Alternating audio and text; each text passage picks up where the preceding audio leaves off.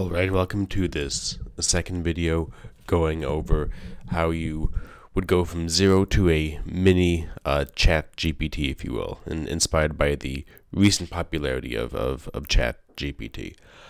I wanted to review briefly this one this one picture that I put together in the previous session that shows some of the complexity that goes into installing or developing an application that has all these different parts in it. If you want to put something online that has meaningful functionality on the back end, you'll have a database, you'll have an operating system, you might have Docker or Kubernetes, in addition to the code which contains the logic. That could be in Python, it could be in Go, any particular language that you choose, in addition to things like the front end, the HTML, the JavaScript, the web server, and so forth. One of the things which I have at least personally found to be useful is it's okay to copy and paste a little bit to get started, because in my experience, it's good to delve into each one of these things and learn more about it, but sometimes when you try and get them all to plug into each other, there are edge cases and things about the connectivity, if you will, that can be challenging to manage. And if you're trying to learn all of these at once, it can feel pretty discouraging in that you might spend a couple months trying to learn one of these, a couple of months trying to learn another one, and then after a year and a half, you feel like you've sort of mastered each one a little bit, but you got to plug them together and nothing works, and you think, shoot, it's been a year and a half, I'm never going to get anything done. And so I think that in the spirit of building some confidence, it's okay to go and copy and paste some parts and then come back to them later and delve into more detail. And so in the first video, we spun up a virtual machine in the cloud with a server starting from absolute ground zero, if you will. And today we'll do the next step and work on getting some code to start working with Python and transformers, which is really the heart or the essence, if you will, of the logic that would go into a chatbot type application. So let's go ahead and get started here. So I've got this terminal pulled up, and if you recall, in the last session we spun up a virtual machine here. So let's go and let's get the address for the machine we spun up last time. And we'll SSH in. And this is the one part that if you're following along from a Windows machine, you'd need to use PuTTY, but you can still get to the same spot. Okay, so here we go. We are now logged in. One thing we'll need to do is install some Python packages, and it's always best practice to put those in a virtual environment to contain the Python packages that you want to use, and so there's no conflict between packages you might want to use with different projects. So because this is a new machine, we'll need to install the pip, the preferred package installer for Python. So that's pretty simple. We'll do sudo apt install python 3 pip.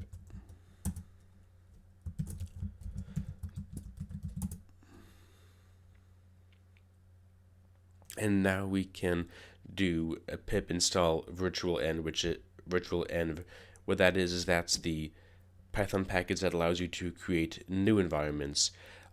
The virtual env should be the only package that gets installed on the main system Python. Everything else would be installed in a virtual environment.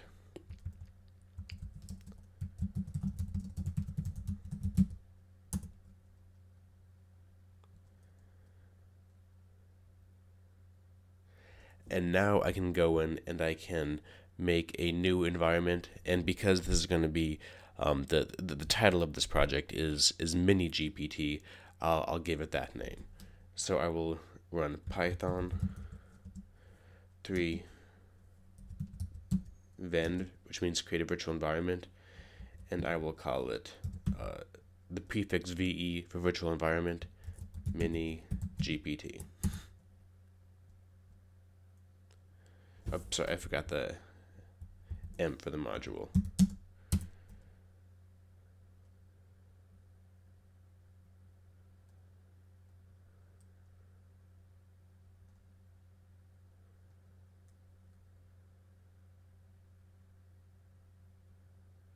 Oh, so this is telling you that okay, because this is a new machine, you need to install Python 3 VENV because it's Python 3.10. So a small error in syntax there. Let's try this again.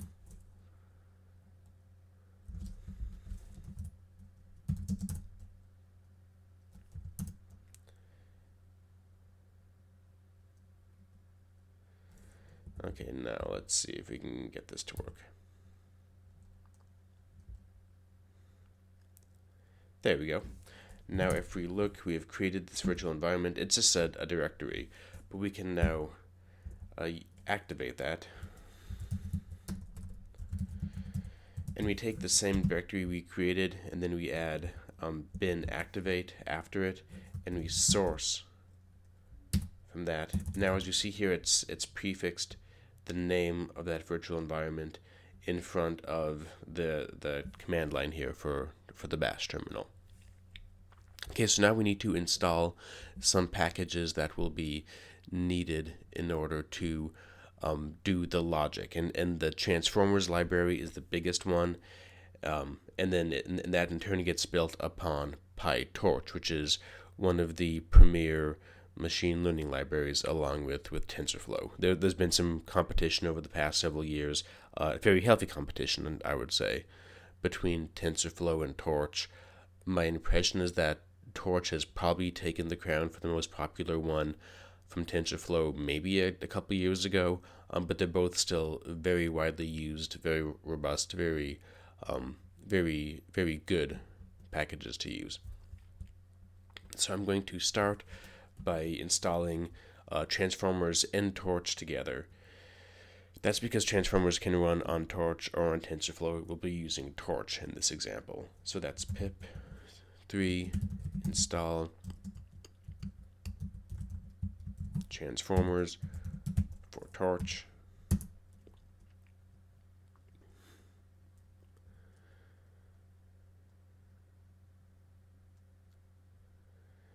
And this is going to take 1 minute because Torch is a pretty big library. It's almost a gigabyte to download. And it's also going to need to compile some things for the particular CPU and operating system we've got here. So it's going to take a minute, but it's almost done downloading. And then when it's finished downloading and installing Torch and transformers, then we'll do a couple more packages that are aimed at being able to create a miniature web server. And then that should be sufficient to go and start putting together a miniature app.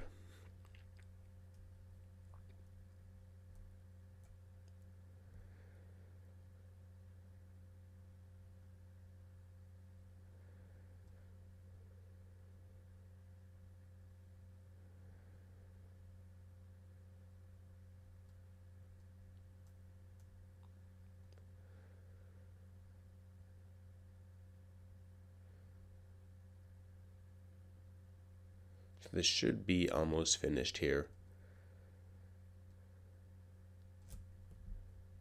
And I will pause the video for 1 second until it does, then we will come back. Alright, so this has installed transformers, it's installed Torch, and these are all the other dependencies upstream of there that got installed as well. The two others we need to install are Starlet and Unicorn. Those are both similar to Flask, if you've used Flask in the past. They're intended to help make HTTP web APIs that you can use with Python. Very similar to Flask. Flask would have been a reasonable choice. Starlet tends to be a little bit leaner, and I like it for that reason. So we will run pip3 install Starlet and Unicorn.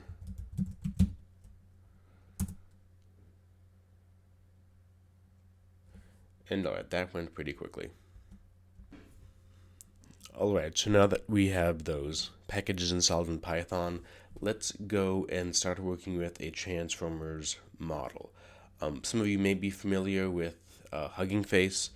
Huggingface.co is a wonderful website for downloading and accessing all kinds of transformers models that focus on natural language processing.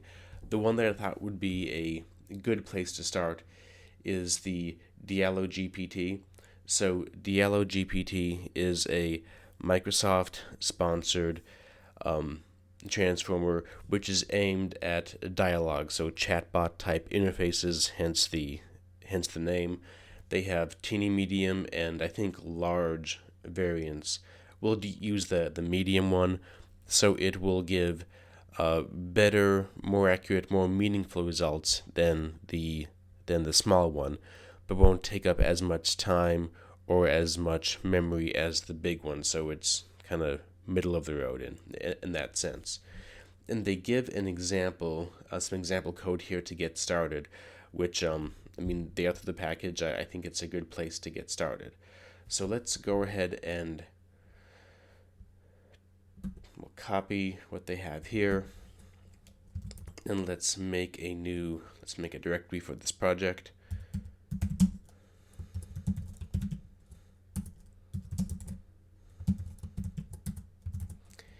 And then let's go ahead and I'm going to make one subfolder for all the Python stuff in this project. So I will run make dir, and now I will edit a file which I'm going to call QA. So that will be the question answering logic that goes into this application.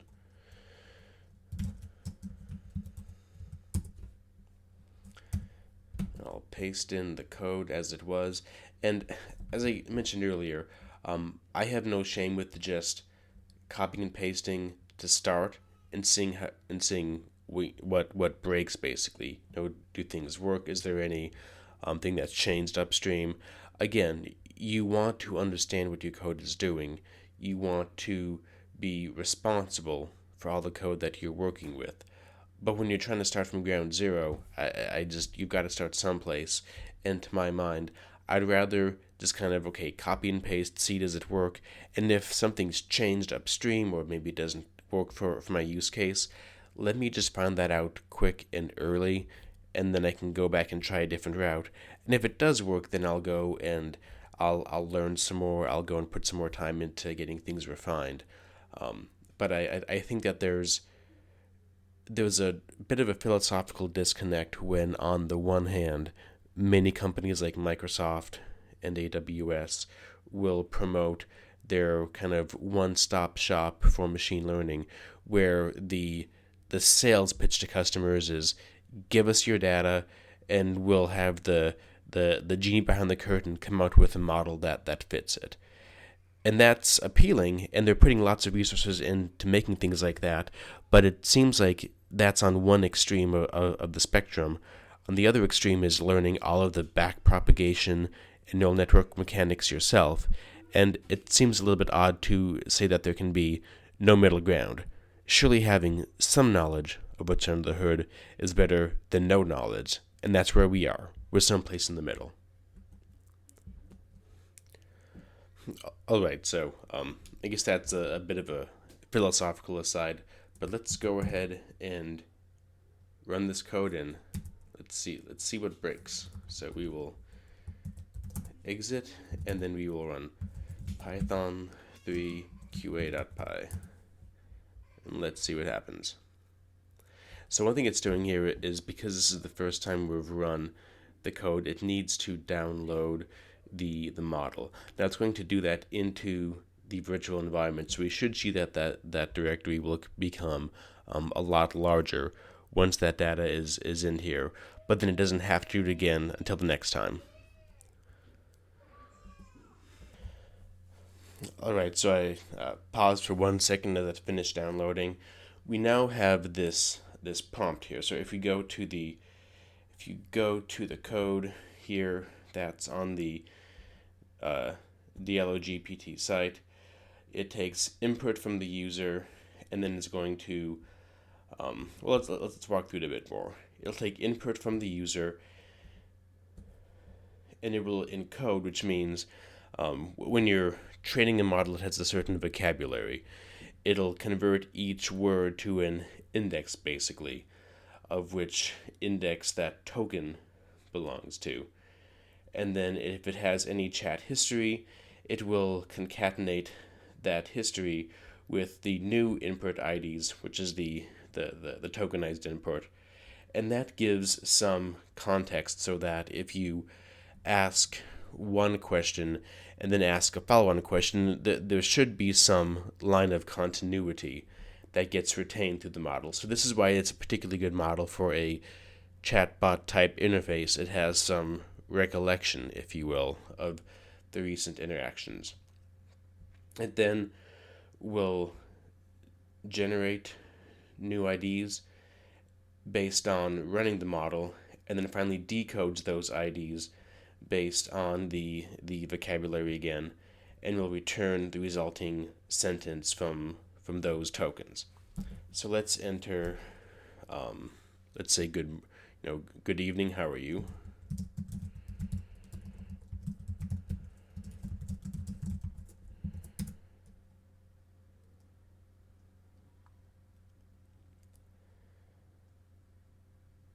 And it's given us one little whimper here that right padding was detected, and I've looked into that a bit. I don't think there's much we can do about it here in this context. But the answer we get back kind of makes sense. So it says, I'm good, how are you? Let's ask it a question. So let's try asking, what is the capital of Argentina?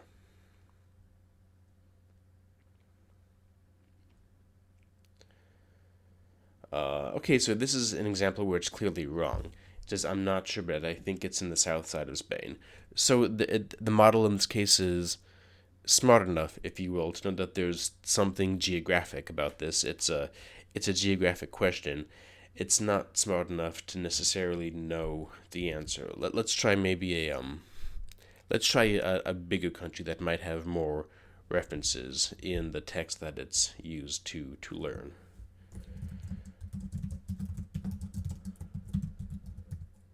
What's the capital of Germany?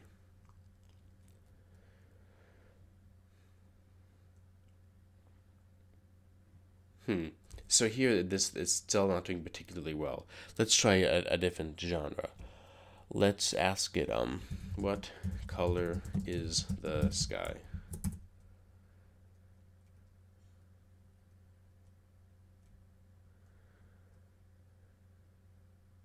Okay, so here it's got some context. It has enough information from the texts it's studied, if you will, in the past to know that the sky is blue.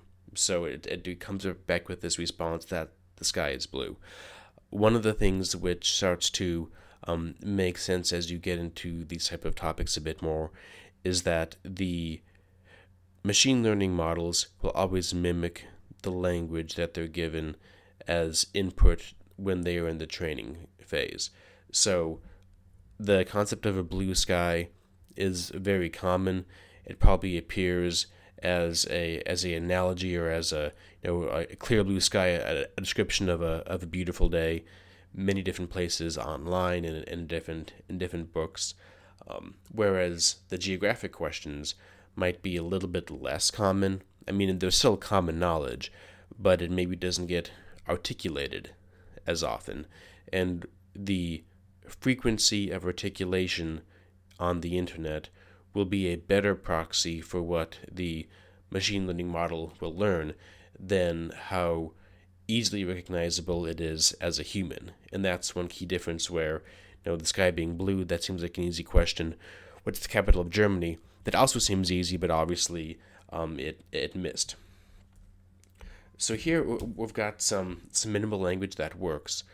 One thing we'll want to probably do is encapsulate this into a class. So let's go back and let's edit this again. So let's change this a little bit into a class. So I'm going to call this I'll call it Sage Q&A. It's like a Sage that will go and answer a question.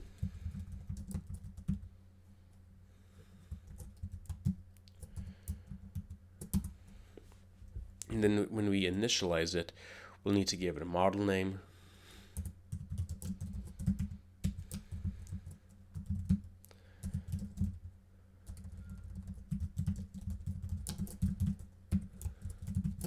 And if we don't provide a model name,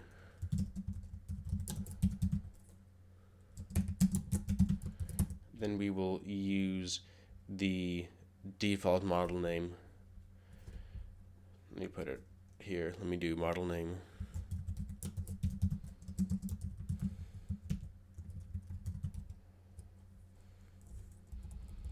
And here, as up on the top of the file, I'll put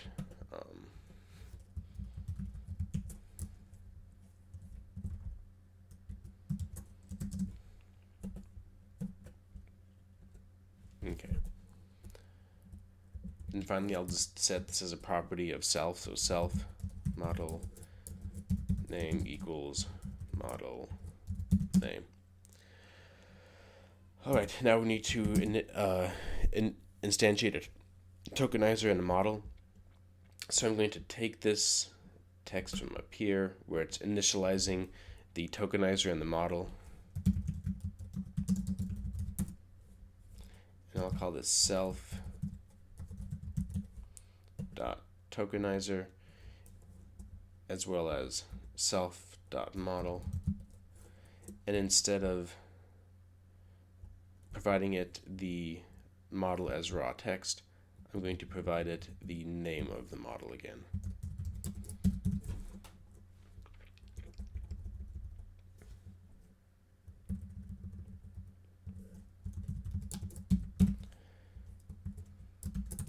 Okay, so here we'll give it one parameter upon instantiation, which is the model name.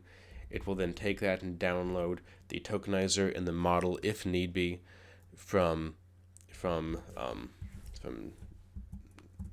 PyTorch. Sorry, from transformers.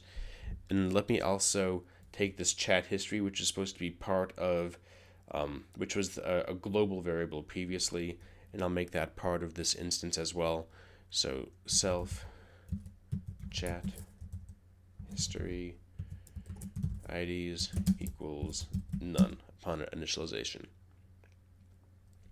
Then what I'm going to do is I'm going to modify this code here, which was what had been providing this was providing the user interface, and I'm going to wrap that in a method, which will be what we use to go and answer a question. So I will define here a new method.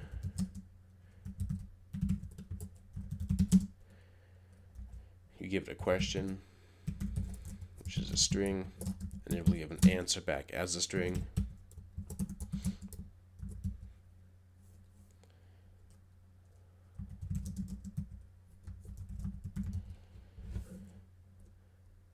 So now I'm going to delete these lines here, so 24 through 26.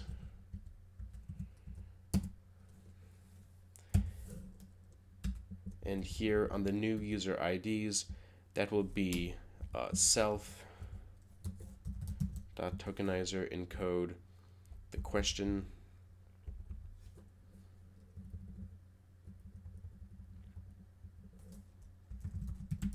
and if you look at this tokenizer.eos, that's the end of sentence token. That's what the tokenizer uses to go and tell the neural network that it's reached the end of a phrase, so that it's showing where the start and stop is. And if you imagine that this is going to have some history to it, those get retained. So as it looks back at the chat history, it has the delimiters, if you will, of where each question starts and stops.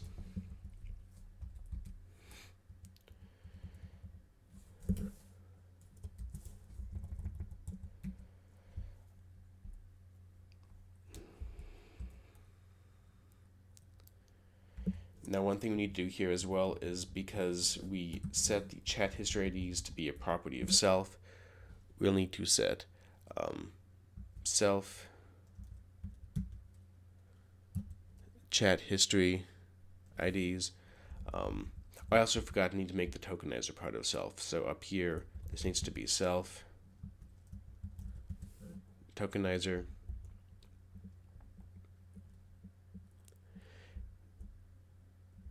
And then this needs to be self chat history IDs equals self model generate, and this will be self tokenizer. And then we will simply, instead of printing the string, we will simply return it.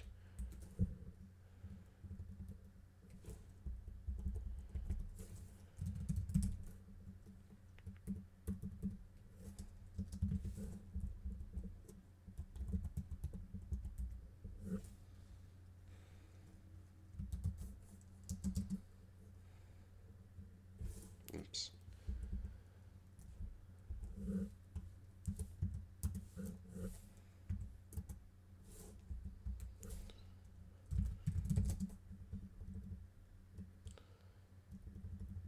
So it'll be self tokenizer decode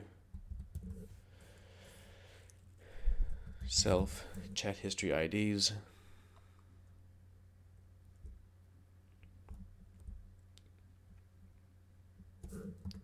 And I think that might do it.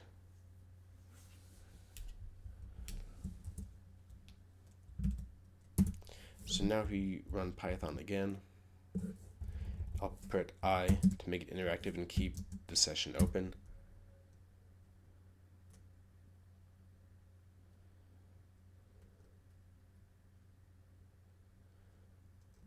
It's still taking 1 minute as it's loading the libraries.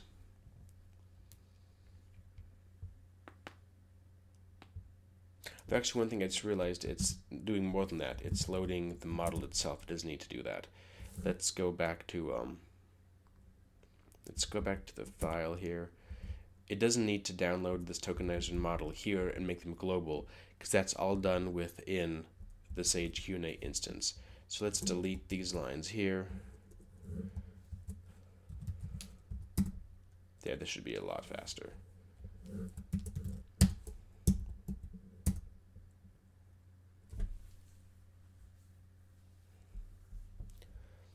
Alright, so now we will run, we'll call it SQA equals Sage Q&A.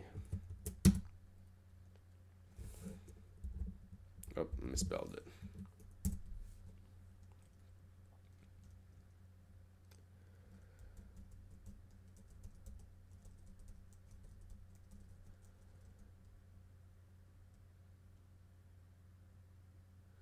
Now it's going through the slow process of instantiating those models.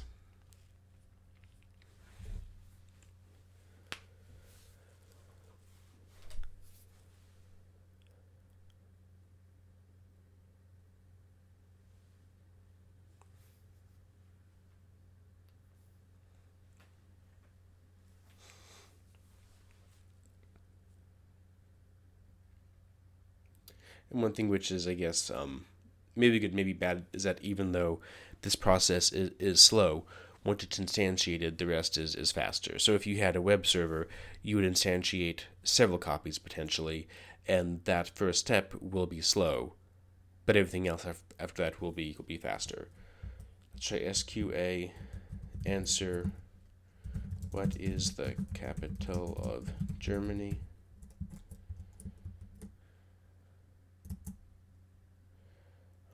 Step is not. Oh, so here we made a mistake because this variable has not been defined. Let's go back.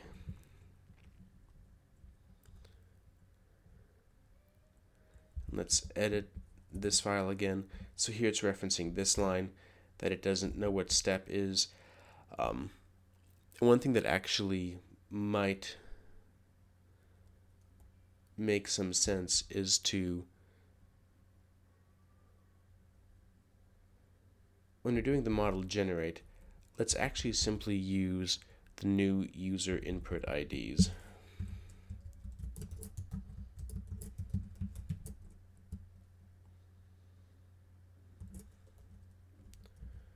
And this means it's not going to retain some of the same continuity between sessions, but if we're deploying this on a web server, you might have multiple threads coming in from different conversations asking questions, so it's going to make it behave in a more repeatable, less maybe somewhat less coherent fashion. But let's try doing this, because that'll um, that'll make it a more consistent experience for users that are coming in if you have multiple users using it at the same time with a limited number of instances. And let's also just do a brief printout here to tell the user the model is loading, because it's been so slow.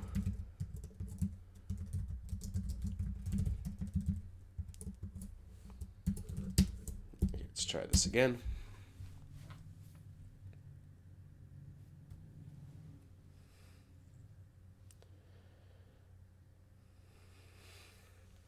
Okay, now we'll instantiate an instance again. It says model is loading, so we know why it's taking so long.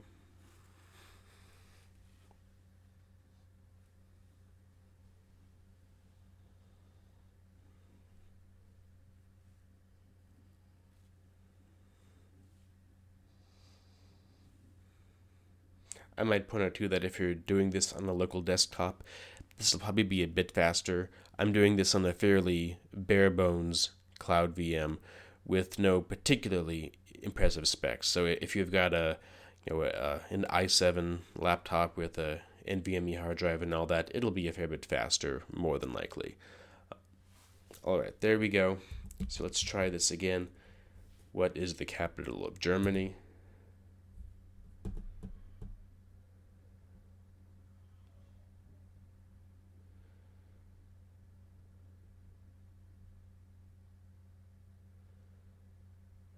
We missed one more thing.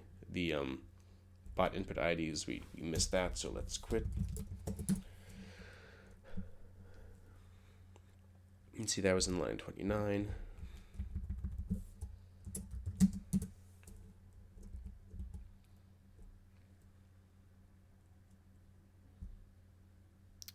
Oh, here, because we changed it from bot input IDs to new user input IDs, we need to do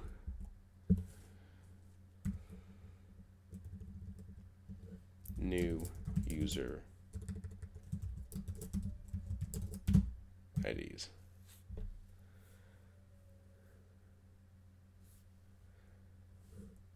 Okay, I think that might finally do it. Try one more time.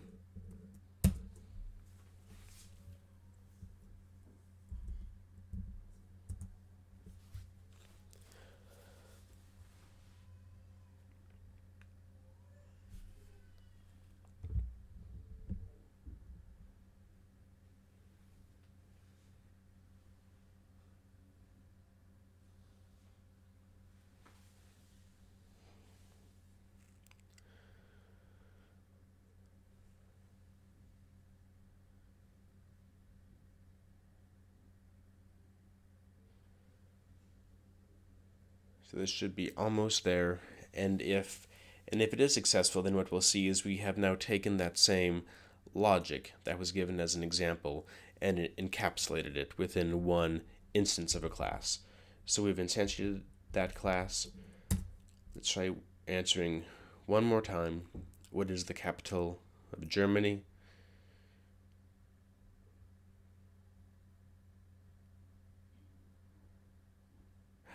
Interesting. So here, one piece of good news, it gave us an answer, but another piece of good news, it gave us the correct answer. If you might recall, a few minutes ago, when we asked it first, what was the capital of Argentina, and then again, what was the capital of Germany, it answered both questions with, I don't know, but I think it's south of Spain. What I suspect happened under the hood a little bit is that when we asked it where the capital of Argentina is, it didn't know. and that got appended to the chat history. When we asked it again what the capital of Germany was, that one it, in this case, does know. The same model knows in this case, but something about giving it a answer that it didn't know seemed to push the conversation, if you will, towards an area that the model didn't know as much about. So even when asked a question that, in this case, it does know, if you will, in some kind of air quotes sense, it wasn't able to get the right answer because the vector space, if you will, that the model was in was closer to a spot where it didn't have that same knowledge. Now I'm kind of abusing the model here a bit because the model was generated to retain that chat history, and because we're using it in the web server application, if we wanted to enable that functionality so that each individual user retained that cohesive history, you could do that. It'll be a lot more expensive because you'll have to instantiate one of these instances for every single user. The way it's set up now, because it doesn't use that history, it just uses the most recent question. It makes it more coherent in that if you have many users interfacing with this model and there is one shared instance, it doesn't have a split brain state where there's one context shared among what should be multiple contexts. So as the code was provided, it retains that history. As we've modified it, it does not retain that history. And in deployment, if you wanted to have a few instances serving multiple users, this approach here that we've modified might work. And if you wanted it to retain that history, you would have to instantiate a new instance for each user, which you can do, but that'll require, obviously a lot more hardware depending upon how many users you expect concurrently. So good job today. In the second video, we have gone through and put together the Python packages and a very minimal sort of a chatbot logic that's encapsulated within one class we can use and deploy for all of our future needs as we start to put that into more of an application type interface. Thanks for watching. Stay tuned for more.